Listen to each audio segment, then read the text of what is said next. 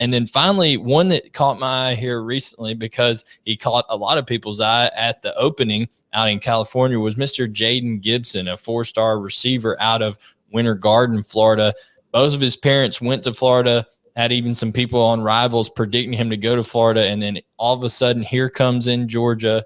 And that offer, I spoke to him. That offer got real for him. He said they're a real contender. He has several schools that in the SEC that are interested.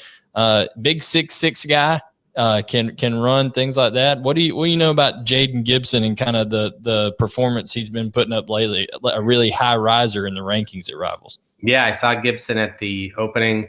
He actually worked out with the Elite 11 quarterbacks too. So he was constantly on the field.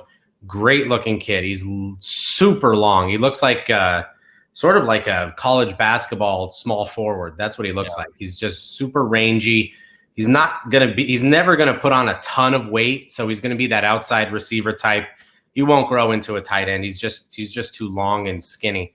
But I loved him. He can run. He's super comfortable in his body. We have him listed at 6'5". I think he might be taller. He's a very, very tall kid, long arms, and very comfortable, kind of long striding down the field. In terms of his recruitment, I thought before the Georgia offer, it was all Florida. Like you said, he has a ton of connections to the school. He's a legacy there. I think it was his grandfather that played kind of as a walk-on at Florida, so he has some connections to the Gators football program. But when I asked him about that Georgia offer right after it happened, he said, yeah, it did kind of give me pause about what was going on. And, I think now if Georgia really kind of presses him, they could at least make it very, very interesting. I think it's a school that really has kind of piqued his interest for a long time.